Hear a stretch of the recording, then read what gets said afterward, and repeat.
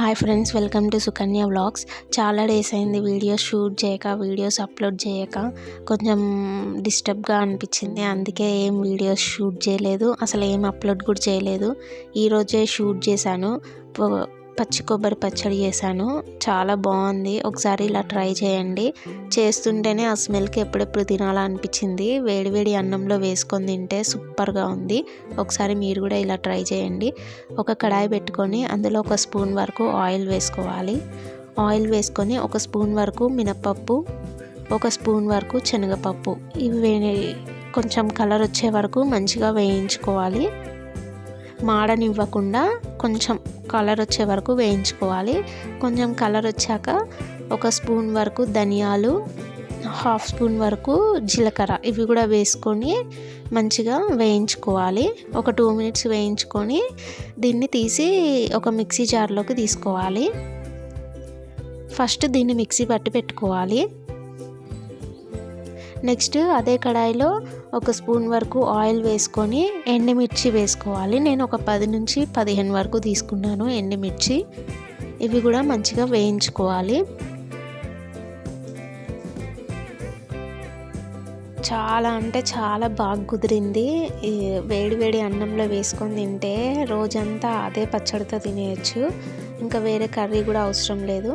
ఇప్పుడు ఇందులో ఒక 5-6 వరకు వెల్లుల్లి కూడా వేసుకున్నాను.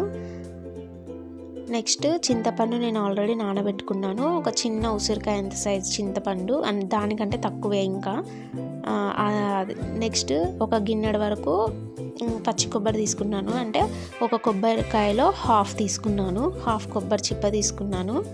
ఇది కూడా వాటర్ డ్రై అయ్యేంత వరకు మంచిగా వేయించుకోవాలి.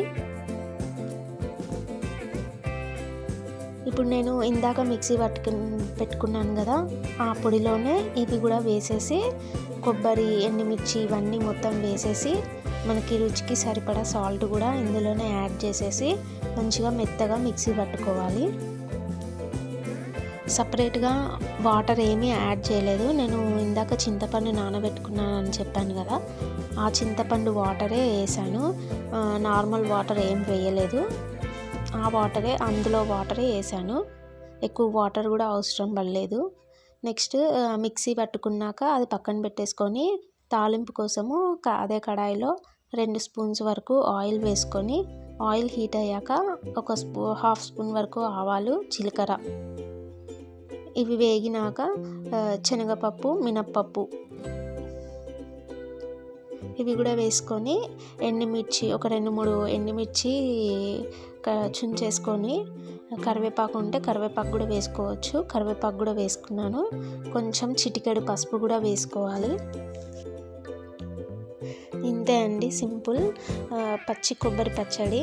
చాలా బాగుంది, ఒకసారి ఇలా ట్రై చేయండి. ఎండుమిర్చితోటి వేడివేడి అన్నంలో వేసుకొని తింటే సూపర్ ఉంటుంది. నోరు బాగాలేనప్పుడు కూడా ఇలా ఒకసారి ట్రై చేయండి, చాలా బాగుంది. వీడియో నచ్చితే లైక్ చేయండి ఫ్రెండ్స్, షేర్ చేయండి, కామెంట్ చేయడం మర్చిపోకండి, సపోర్ట్ చేయండి, సబ్స్క్రైబ్ చేసుకోవడం మర్చిపోకండి ఫ్రెండ్స్.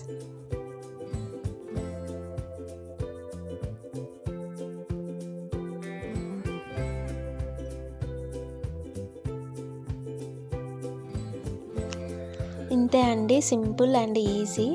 ఒకసారి మీరు కూడా ఇంట్లో ట్రై చేయండి, మీ ఇంట్లో వాళ్ళకి చేసి పెట్టండి. ఒక్కసారి చేస్తే మళ్ళీ కావాలంటారు.